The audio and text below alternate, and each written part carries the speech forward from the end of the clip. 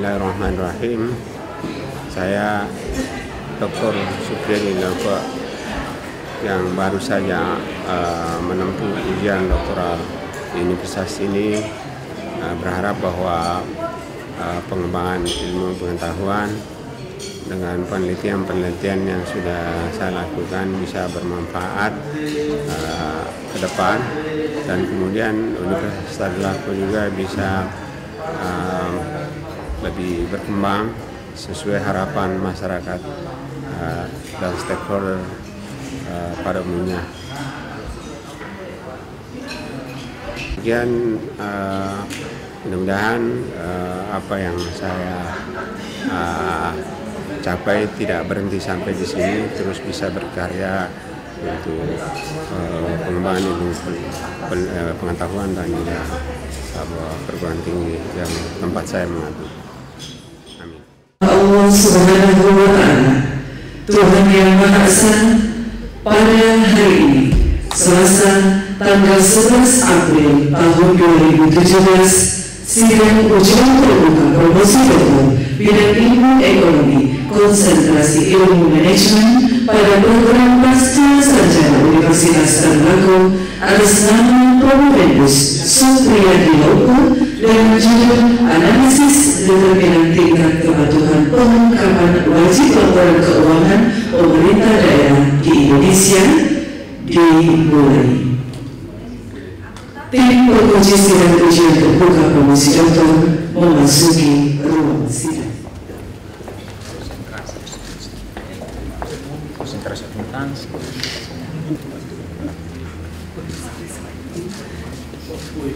Silakan memasuki ruang sidang dan menempati tempat yang telah ditentukan.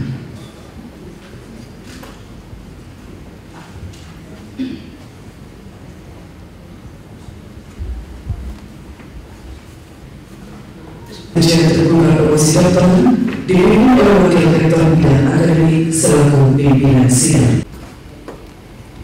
Sidang ujian terbuka atas nama saudara Supriyadi Lauko saya buka secara resmi.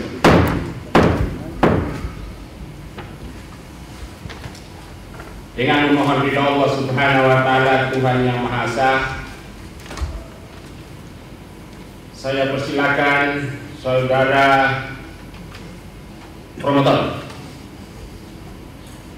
Promovendus untuk membacakan pertanggungjawaban akademik dari Promovendus saudara Supriyadi Lauko. Silakan. Terima kasih. Assalamualaikum warahmatullahi wabarakatuh. Selamat pagi, salam sejahtera untuk kita sekalian. Om Swastiastu.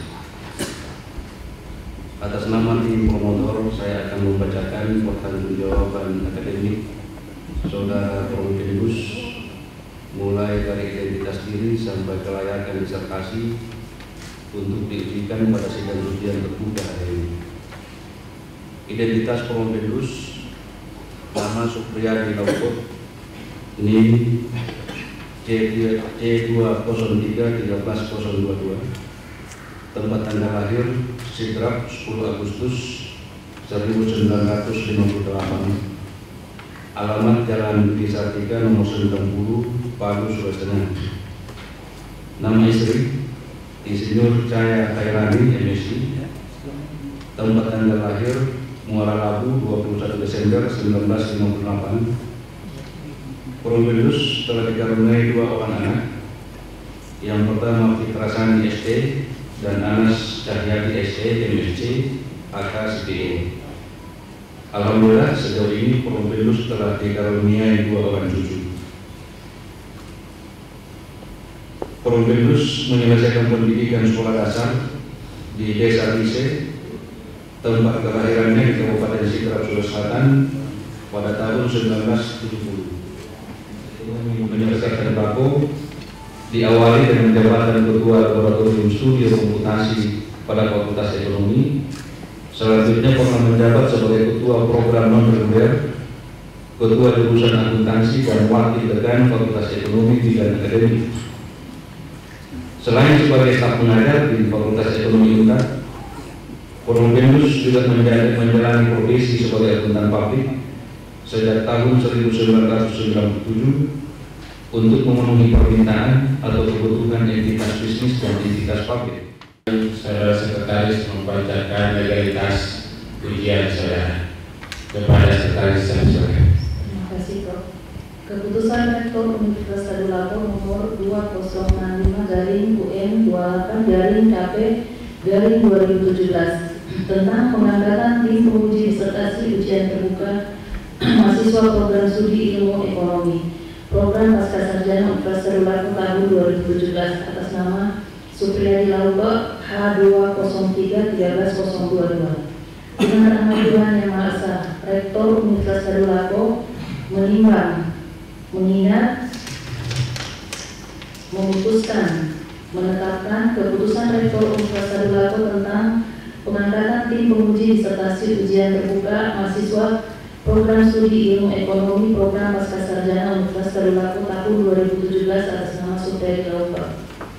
Ditetapkan di Palu pada tanggal 4 April 2017, Profesor Dr. Insinyur Muhammad Basir SE/MS. Lampiran Keputusan Rektor Universitas Tadulako nomor 2006-28-KP-2017 tanggal 4 April 2017 tentang pengangkatan tim penguji disertasi ujian terbuka mahasiswa program studi ilmu ekonomi program pascasarjana Universitas Tadulako tahun 2017. 1. Profesor Dr. Sutarman Yodo SHMH Ketua. Kedua, Dr. Fitayanti Fata Sekretaris. Ketiga, Profesor Dr. Haji Hasbudin SE/MSI AK Kia CA Penguji. Keempat, Profesor Dr. Samsul Bahri SE/MSI Penguji. Kelima, Dr. Haji Muhammad Iqbal SE/MSI AK CA Penguji. 6. Dr. Muhammad Iqbal A SE/MSI AK CA Penguji. 7. Dr. Sudirman SE/MSI AK CA Penguji. 8. Profesor Dr. Haji Andi Matulada Amir SE/MSI Penguji. 9. Profesor Dr. Haji Ridwan SE/MSI AK CA Penguji. 10. Fadli Muhammad Saleh SE AK MADM PhD Penguji. Rektor Profesor Dr. Insinyur Muhammad Basir SE/MSI. Saudara Supriyadi Lauba Profesor, saudara sudah siap. Bismillahirrahmanirrahim. Assalamualaikum warahmatullahi wabarakatuh.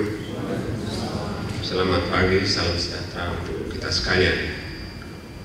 Yang saya hormati Bapak Wakil Rektor Bidang Akademik Universitas Tadulako selaku pimpinan sidang ujian terbuka pada hari ini, yang sangat terpelajar Bapak Profesor Dr. Sutarman Yodo SHMH, yang saya hormati yang sangat terpelajar Ibu Dr. Fitayanti Fata SE/MSI selaku Sekretaris Sidang Ujian Terbuka ini, yang saya hormati yang sangat terpelajar Bapak Profesor Dr. Haji Hasbudin SE/MSI QA Chartered Akuntan, penguji eksternal, guru besar ilmu akuntansi dari Universitas Haluleo.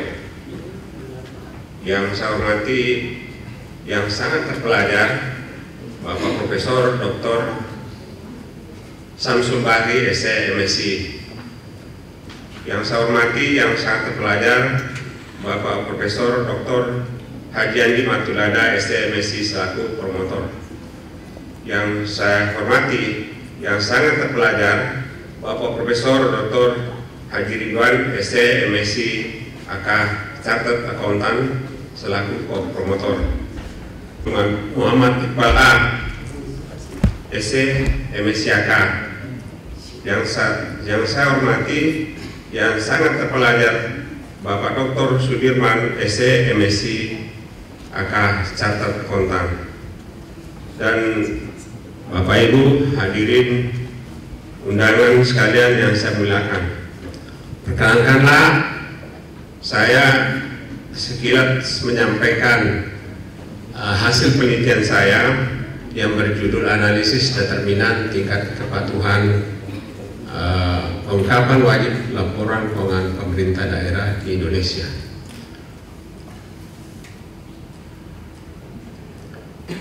Studi tentang pengungkapan laporan keuangan pemerintah, khususnya pemerintah daerah di Indonesia itu masih relatif sedikit dibandingkan misalnya dengan pengungkapan laporan keuangan di sektor privat sudah sangat banyak. Jadi salah satu yang menarik bagi saya karena ini masih bersifat langka. Yang kedua, bahwa penelitian-penelitian menunjukkan tingkat pengungkapan laporan keuangan Pemda di Indonesia itu masih sangat rendah. Misalnya di situ ada Martani tahun 2011, Suharjanto dan seterusnya. Rata-rata itu belum sampai dari kalau data yang ada pada waktu itu belum sampai 50%. Yang ketiga, bahwa sejalan dengan tingkat rendahnya pengungkapan LKPD laporan keuangan pemerintah daerah, ternyata BPK juga yang melakukan audit laporan keuangan pemerintah daerah tahun 2013 dan sebelumnya itu menunjukkan opini yang masih sangat rendah, kurang dari 50% atau tepatnya 41% yang WTP, selebihnya itu WTP, bahkan banyak disclaimer. Artinya bahwa laporan keuangan itu kualitasnya masih di bawah, masih rendah. Yang berikut, bahwa penelitian-penelitian yang terkait dengan pengungkapan dengan berbagai faktor yang mempengaruhinya itu menunjukkan hasil yang tidak konsisten. Jadi misalkan tentang ukuran Pemda terhadap tingkat pengungkapan itu berbeda-beda. Begitu juga ukuran legislatif dan seterusnya berbeda, banyak yang berbeda. Sehingga saya mengajukan kembali untuk meneliti hal ini dengan mengusulkan variabel baru, ya, dengan memasukkan variabel baru yaitu persaingan politik dan tingkat pendidikan masyarakat. Nah, kerangka konseptual penelitian saya ini kira-kira adalah ada 9 variabel yang saya akan uji, yang saya uji dan saya analisis dengan menggunakan pendekatan agency teori dan signaling teori terhadap tingkat kepatuhan laporan keuangan pemerintah daerah. Sampel yang terpilih adalah 190 dari 513 pemerintah kota di Indonesia yang dipilih secara proportif. Kemudian, nah, ini hasil penelitian saya. Jadi ukuran pemerintah daerah, ukuran legislatif, kemudian persaingan politik, lalu kemudian intergovernmental review, temuan pendidikan masyarakat dan temuan audit, jumlah temuan audit, ternyata terbukti memiliki pengaruh positif terhadap tingkat pengungkapan laporan keuangan pemerintah daerah. Sementara umur pemerintah daerah, kemudian diferensiasi fungsional dan nilai temuan itu tidak terbukti memiliki pengaruh terhadap tingkat kepatuhan laporan keuangan. Kebaruan penelitian ini bahwa tingkat persaingan politik di parlemen yang semakin tinggi meningkatkan tekanan pengawasan yang ketat kepada eksekutif untuk mematuhi semua ketentuan yang pada akhirnya meningkatkan tingkat pengungkapan wajib dalam laporan keuangan pemerintah daerah. Yang kedua, bahwa untuk menentukan tingkat persaingan politik, political composition penelitian ini menggunakan pengukuran persentase jumlah kursi dari partai politik pendukung pemerintah pada saat pencalonan. Berbeda misalnya dengan penelitian Ikram tahun 80-an menggunakan persentase voters pemilih, sementara Laswat di New Zealand itu menggunakan rasio calon dengan posisi yang diperbutkan. rasio candidate to position. Kemudian penelitian ini juga menemukan tingkat pendidikan masyarakat menggunakan pengukuran rata-rata sekolah mean years of schooling terbukti mendorong tingkat kepatuhan pengungkapan wajib dalam laporan keuangan pemerintah di Indonesia. Lalu penelitian ini juga menemukan ukuran legislatif ternyata mendorong tingkat kepatuhan laporan keuangan pemerintah daerah di Indonesia. Kemudian yang lainnya adalah bahwa nilai temuan audit tidak terbukti mendorong tingkat kepatuhan wajib dalam laporan keuangan pemerintah daerah di Indonesia. Kemudian keterbatasan penelitian ini bahwa tingkat kepatuhan wajib, pengukuran tingkat kepatuhan wajib dalam laporan keuangan digunakan dalam penelitian ini menggunakan daftar item pengungkapan dalam LKPD, menggunakan standar akuntansi berbasis cash basis atau berdasarkan PP 24 tahun 2015 dan belum menggunakan SAP berdasarkan PP 71. Kemudian pengukuran digunakan dalam persaingan politik adalah persentase dengan kursi anggota dewan yang berasal dari partai politik non pendukung pada saat pencalonan wakil bupati maupun wali kota. Padahal kenyataannya anggota dewan yang tidak mendukung pada awal pencalonan dapat saya berubah menjadi pendukung di tengah perjalanan pemerintahan. Penelitian ini juga menggunakan data LKPD tahun 2014. Nah, sehingga hasilnya mungkin tidak menggambarkan kesimpulan dalam jangka waktu yang lebih panjang. Saya kira demikian, Prof. Saya persilakan pengunjung utama Bapak Profesor Dr. Haji Hasbudin S.E. Aga, silakan Prof. Assalamualaikum warahmatullahi wabarakatuh. Setelah kita mendengarkan apa yang disampaikan oleh Romo Bendus, maka pada kesempatan ini saya akan menanyakan beberapa pertanyaan sesuai apa yang Bapak sampaikan. Dari apa yang sudah paparkan, yang pertama yang saya akan tanyakan pertama itu mengenai grand teori saudara menggunakan agensi teori.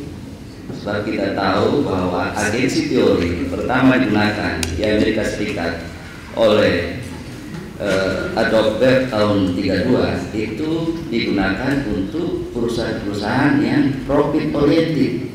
Nah, bagaimana dengan pemerintah daerah yang non profit oriented?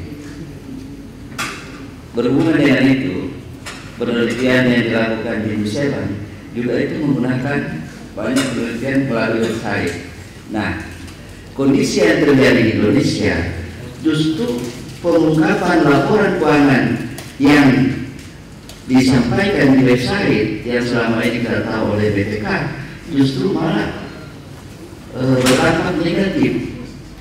Dan bahkan BPK sekarang sudah menutup website tentang laporan hasil audit, karena banyak dampak negatif, banyak pihak-pihak tertentu yang menggunakan laporan atau pengungkapan laporan keuangan yang disampaikan di website untuk kepentingan tertentu. Sehingga, nah apakah mungkin ini masih relevan atau ada perlu tambahan dukungan teori yang mendukung sehingga bisa lebih baik. Ya. Yang kedua, dari sekian variabel independen tadi kita lihat bahwa yang terbarukan Saudara Romo Bendus adalah variabel tentang peran parlemen atau partai politik yang sangat, dan hasil penelitiannya berpengaruh positif tentang pengungkapan laporan keuangan. Nah, yang menjadi pertanyaan saya, kira-kira bagaimana partai politik atau di parlemen itu bisa mempengaruhi LKPD, sementara LKPD yang disusun oleh SKPD ini tidak dibawa oleh parlemen. Bagaimana dia bisa menekan? Kira-kira mekanismenya kayak bagaimana? Dengan melihat kompetensi atau latar belakang para parlemen ini yang heterogen, ya, bahkan mungkin tidak paham tentang laporan keuangan.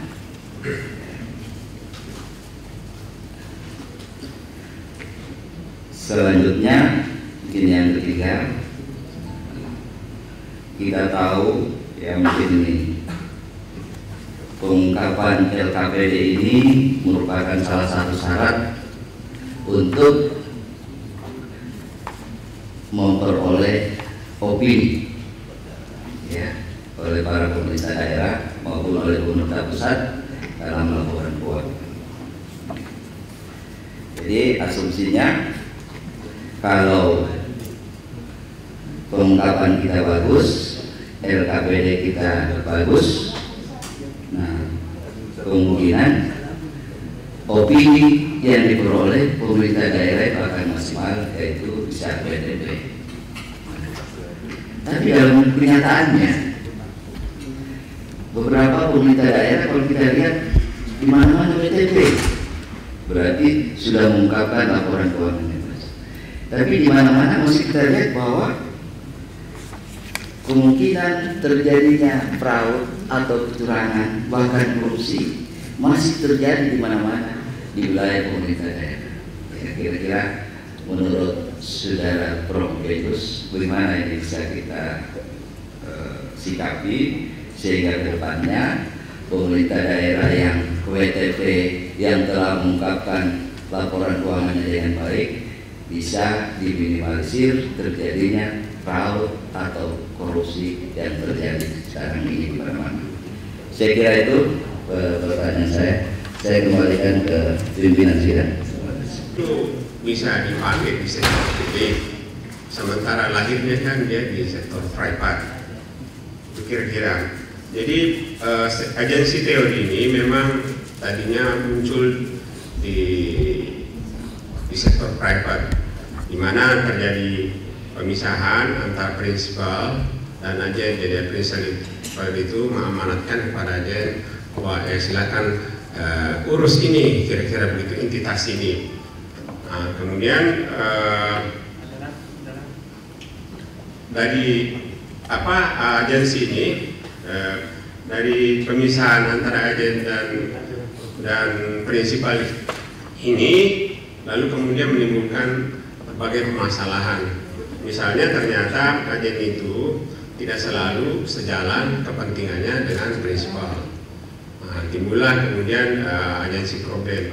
Lalu kemudian karena agen ini pula, agen dan prinsipal ini timbul asimetri informasi, di mana asimetri informasinya itu atau informasi itu lebih banyak dikuasai oleh agen daripada prinsipal. Lalu kemudian timbul juga masalah berikutnya, karena agen ini menguasai lebih banyak informasi ketimbang prinsipal, menimbulkan lagi apa yang disebut dengan perilaku opportunistik, mengambil kesempatan dalam kesempitan dan sebagainya. Banyak hal. Nah, apakah itu juga terjadi di pemerintahan? Menurut saya ini hampir tidak berbeda, walaupun tidak persis sama. Di pemerintahan misalnya kita melihat agen dengan prinsipal itu kan dipisah. Rakyat itu memberikan amanah kepada pemerintah untuk mengelola pemerintahan, untuk mengelola segala aset, segala dan sebagainya. Begitu juga di sektor swasta, pemegang saham menyerahkan entitas ini untuk dikelola. Nah, kemudian di swasta terjadi asimetri informasi, ya di pemerintahan juga terjadi asimetri informasi. Begitu saya kira. Jadi sama kondisinya menurut saya. Kemudian timbul perilaku oportunistik, sama di pemerintahan juga bisa terjadi perilaku oportunistik, seperti yang Prof tadi katakan, di mana-mana bisa terjadi fraud, bisa terjadi korupsi dan sebagainya.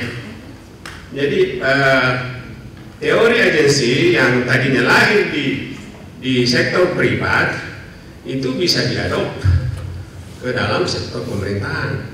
Dan saya kira memang perkembangan ilmu pengetahuan begitu, tidak bisa hitam putih, swasta, pemerintah. Dan kita tahu misalnya perkembangan akuntansi di sektor pemerintah itu kan tadinya single entry,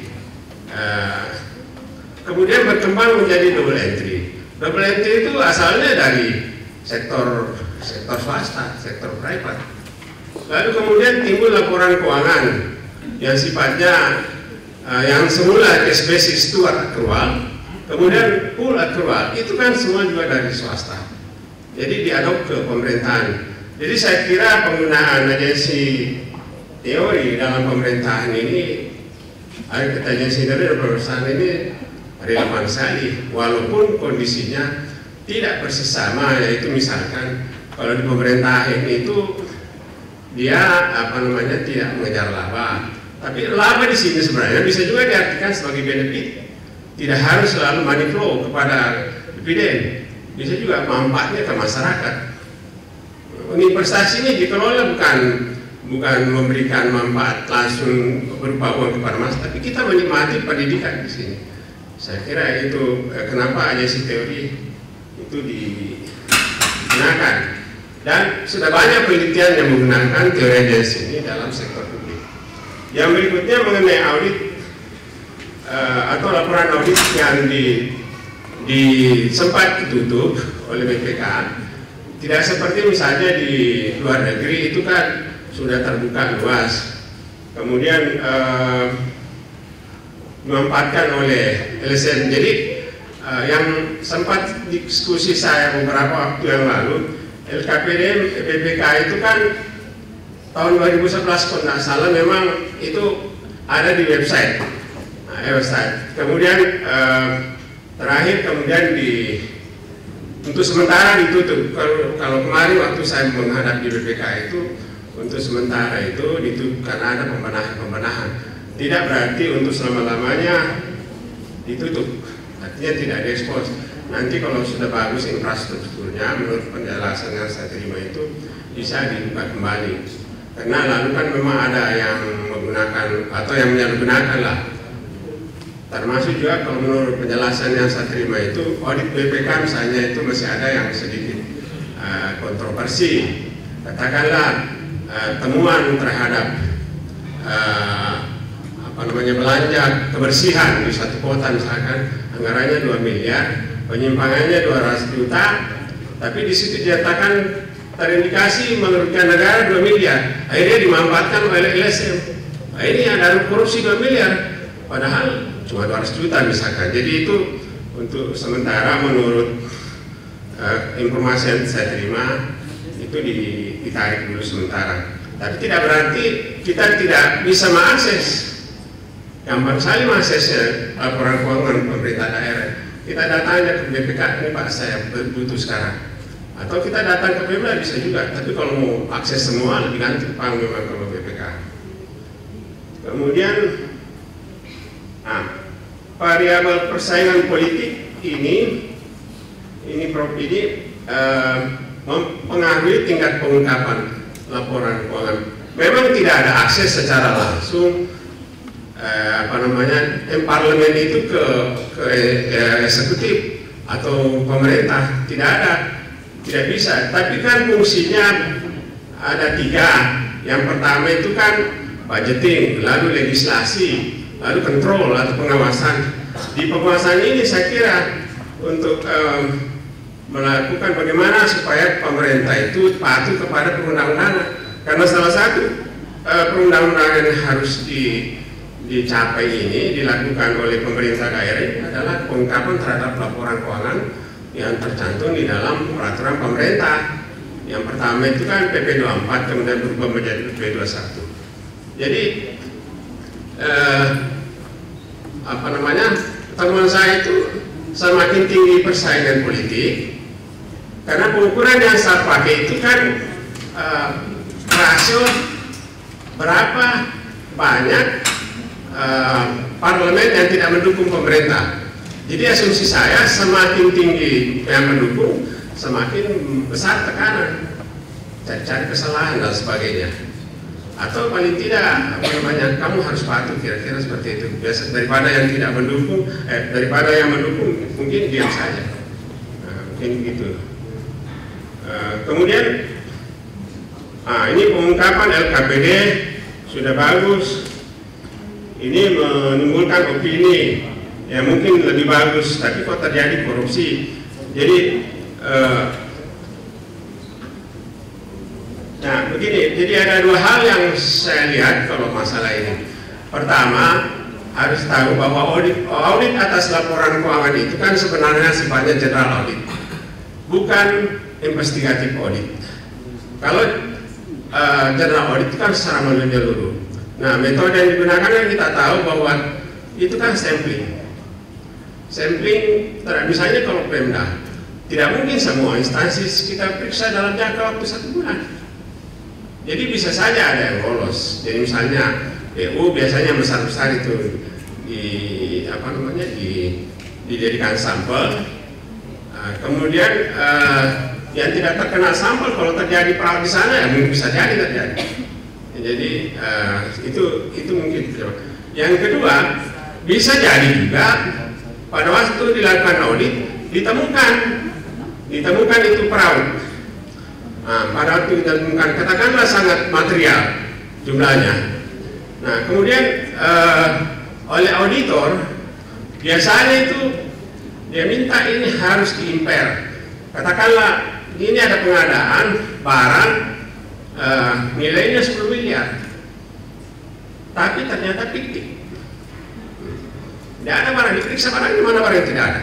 Jadi kalau dalam kondisi seperti itu, auditor harus berarti kan ada masalah hukum, tapi kita tidak pusing masalah hukumnya. Auditor itu wajib meminta kepada Pemda harus imper, harus turunkan nilainya. Harus diinginkan karena aset ini kan tidak sesuai lagi. Jadi kalau misalnya 20 miliar tinggal 10 miliar, harus 10 miliar saja. Karena tujuan audit atas laporan keuangan itu kan kewajaran nilai. Bukan kita mencari petani. Kalau kita dapat fraud harus kita sampaikan. Jadi kalau sudah misalnya diturunkan nilainya, tidak ada alasan untuk misalnya disclaimer atau WDP dan sebagainya, harus WTP. Karena sudah diturunkan nilainya. Masalah hukum, misalnya silakan jalan proses, tapi kita wajib atau auditor itu memang harus membuat WTP. Jadi kalau ada pertanyaan kenapa kok bisa WTP ini, padahal ada masalah. Nah itu mungkin ada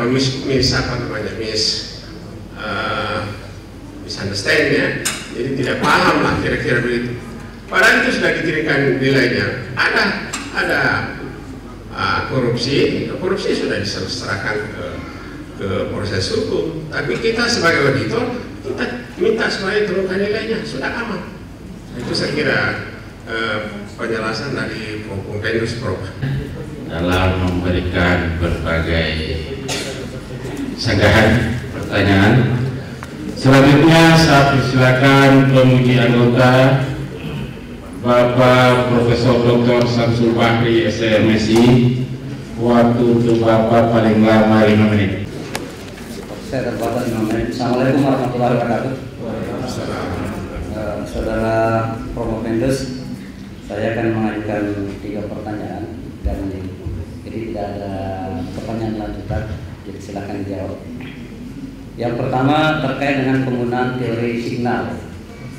Kita tahu bahwa signaling teori ini kan pada awalnya dan pada umumnya digunakan di sektor bisnis, termasuk di pasar modal.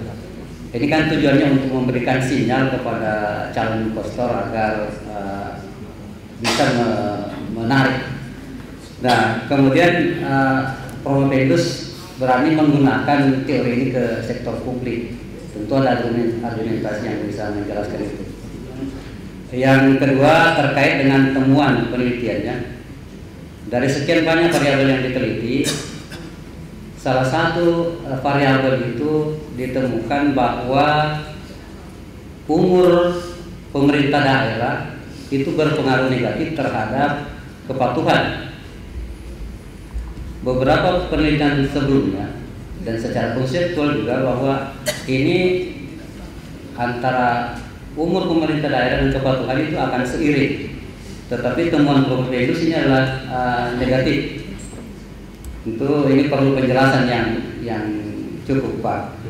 Kemudian yang terakhir, yang ketiga terkait dengan wawasan. Seperti yang saudara Profesor sekarang tadi tentang pengembangan ilmu akuntansi. Di awal-awal akuntansi ini kan hanya bicara tentang pencatatan dan pelaporan. Kalau kita amati riset-riset saat ini, itu pada umumnya atau ada kecenderungan riset itu mengarah ke perilaku. Sepertinya sudah mau meninggalkan basicnya. Lebih banyak penelitian-penelitian ini mengarah ke perilaku. Basic teori perilaku ini kan di ilmu ekonomi. Nah, pertanyaan saya, bagaimana kira-kira pendapat Prof. Mendus terkait dengan fakta-fakta terakhir saat ini?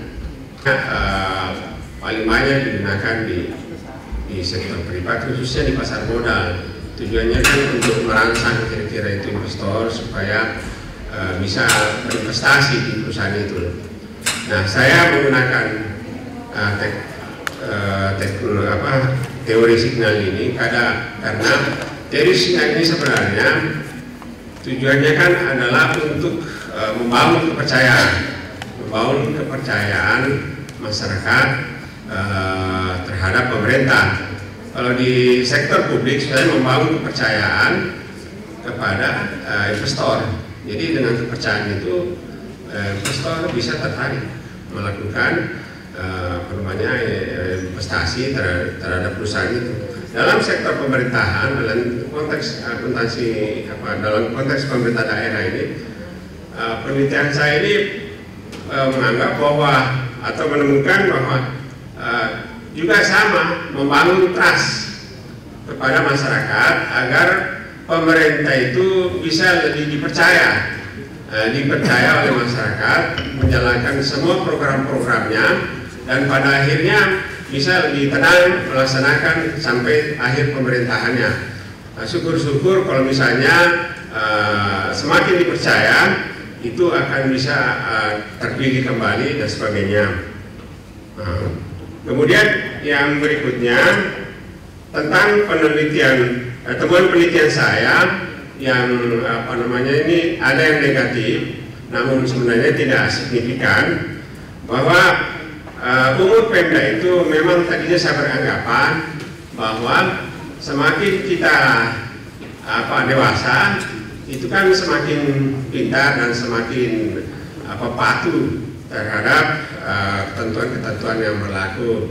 Tapi apa yang terjadi bahwa ternyata yang saya temukan berdasarkan data yang ada itu tidak terbukti, bahkan cenderung negatif ya, walaupun tidak signifikan. Nah, setelah saya teliti lagi kembali, ternyata Pemda itu atau Pemda dalam penerapan laporan keuangan daerah itu kan sebenarnya bersama. Jadi ini kan SAP ini, standar akuntansi pemerintah ini relatif baru dan bersamaan semua bagi ke semua kabupaten kota. Tidak membedakan apakah dia masih baru atau sudah lama.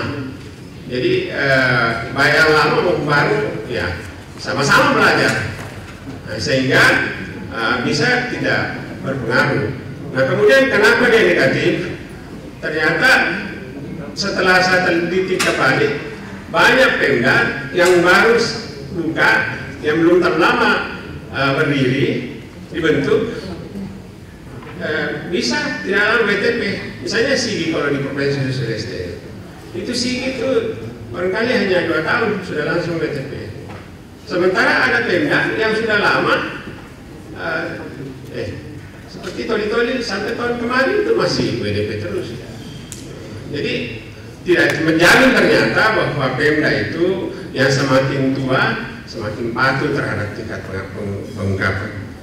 Saya kira itu. Kemudian yang terakhir ini mengenai perkembangan ilmu akuntansi. Sebenarnya perkembangan akuntansi ini memang sangat pesat. Misalnya di sektor akuntansi keuangan itu yang paling terakhir kan dari rule base ke principle base, dari menggunakan USGAP, United States Generally Accepted Accounting Standard, itu larinya ke sekarang ke IFRS. Nah itu kalau dari beberapa tahun dari waktu yang lalu dianggap sebuah gempah dalam ilmu akuntansi. Perubahan yang luar biasa dengan perubahan dari USGAP ke IFRS itu. Nah, sehingga menuntut kita juga di dunia pendidikan ini merubah diri. Nah, kemudian di sektor publik juga misalnya luar biasa perkembangannya. Nah, kemudian kalau yang terkait dengan akuntansi keperilakuan yang seperti Prof tadi katakan, jadi kalau akuntansi keperilakuan, nah ini ilmu yang baru, ya, ilmu akuntansi yang baru. Tapi dia lebih menitik beratkan kepada perilaku yang terlibat di dalam akuntansi itu. Jadi kalau saya bagi itu hanya ada dua sebenarnya hal. Pertama, perilaku akuntansi, perilaku akuntan atau yang melaksanakan akuntansi itu terhadap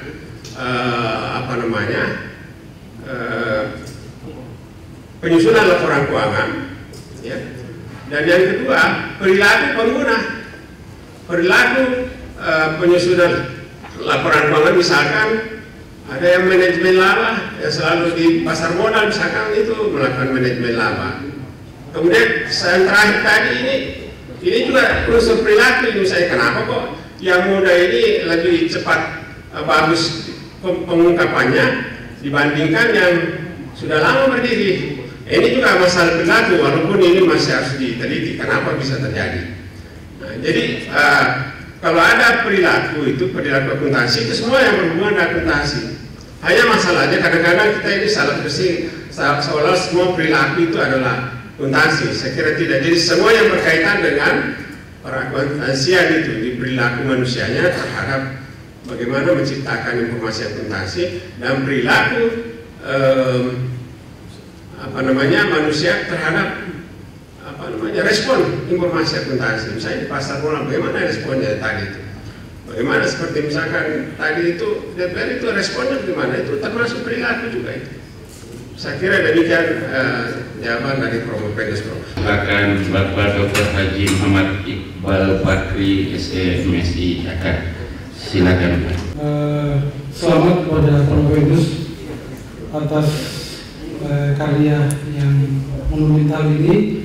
Secara keseluruhan saya selalu membaca disertasi ini dan saya anggap layak untuk diuji sebagai sebagai disertasi gitu.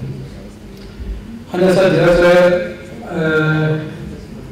ada sedikit klarifikasi dari saya. Yang pertama, secara filosofi sebetulnya disclosure atau pengungkapan ini kalau pada level pemerintahan itu siapa yang dituju, Pak? Itu yang pertama. Kadang kalau di sektor privat, ini kan saya menyambung tadi dari Profesor Hasbudin terkait misalnya agensi teori yang beliau mempilihkan. Agensi teori kan lahir dari game teori. Kemudian di sektor privat itu jelas ownernya, Pak. Jadi ada self interest di situ. Jadi jelas antara kepemilikan itu siapa investornya, kemudian itu sangat jelas. Nah, saya perlu tanggapan dari Prof. Pendus. Kemudian yang kedua adalah pada halaman 146 itu ada temuan dari BPK Pusat di halaman 146 itu, barangkali saya hanya klarifikasi saja. 146 itu ada temuan ada temuan dari BPK berkaitan dengan tanah yang tidak bersertifikat itu, Pak. Di halaman 146. Kalau secara prinsip akuntansi berterima uang, kan ini kan kita menganut apa namanya substansi overform. Jadi substansi mengubah bentuk. Jadi meskipun misalnya tidak bersertifikat dia, tapi kan sudah dikuasai oleh Pemda. Nah, apakah ini temuan PPK ini adalah temuan yang mengada-ada atau bagaimana? Saya minta tanggapan dari Prof. Sekian.